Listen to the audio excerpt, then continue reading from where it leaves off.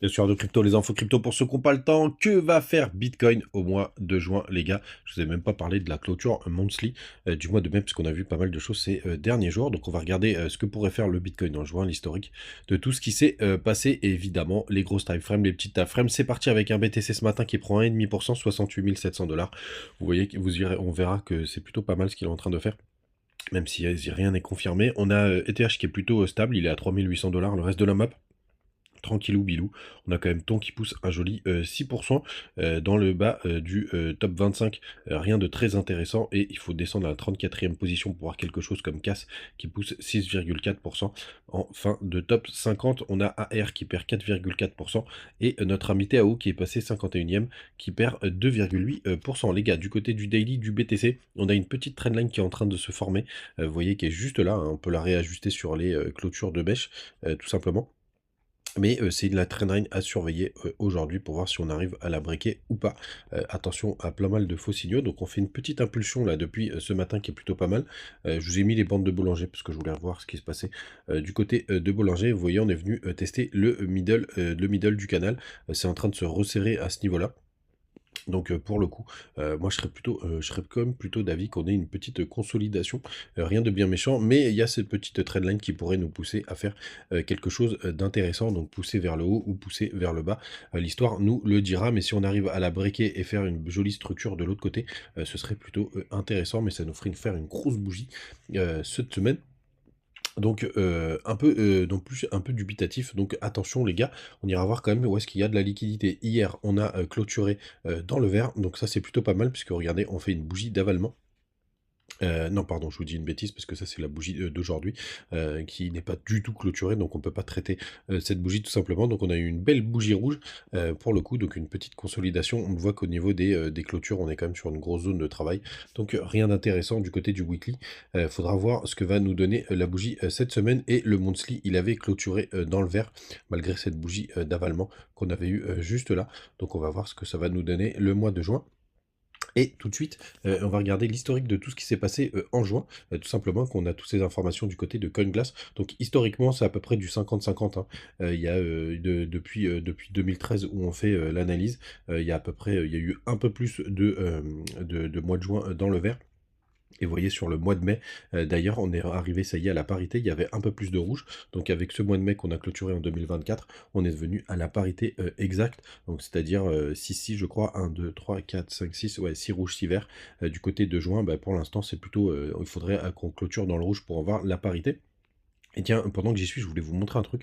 En 2021, le top du BTC, il a été fait en avril 2021, et c'est pas pour autant qu'on a pas clôturé dans le rouge, tout simplement. Donc on a fait une petite mèche pour aller chercher l'ATH. À l'époque, c'était vers les 64 800 $ de mémoire. Et en 2021, il y avait eu aussi en novembre 2021 le vrai top du BTC qui était vers les 69 000 $. Et vous voyez, on a quand même clôturé dans le rouge. Donc ça veut pas dire que on peut pas faire un ATH sans aller clôturer dans le rouge. Tout simplement, c'est juste qu'on fait une grosse mèche un peu dégueulasse. Donc qu'est-ce qui va se passer au mois de juin?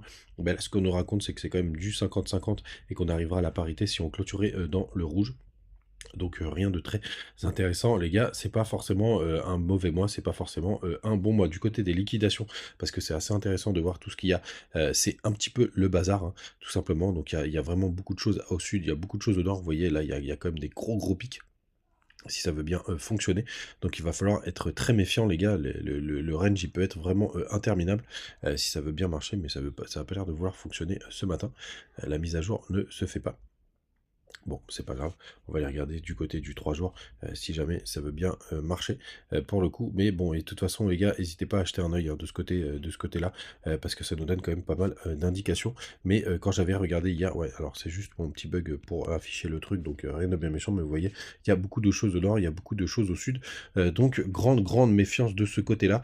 Donc qu'est-ce que va faire le Bitcoin en juin? Ben, ça c'est un grand mystère les gars, mais en tout cas la bonne nouvelle c'est que si jamais il range, ce serait plutôt pas mal. Du côté des contrats futurs, bah, du coup on n'a pas de gap CME, puisque tout simplement on a eu un gros réveil, Alors il y a un tout petit gap qu'on pourrait considérer juste là, mais rien de bien méchant. Vous voyez, il est très léger, il faudrait descendre, aller en 1 heure pour le voir, mais bon, les petits gaps comme ça, même pas. Vous voyez, si, regardez, il est juste là, rien de bien méchant vers les 68 300 $.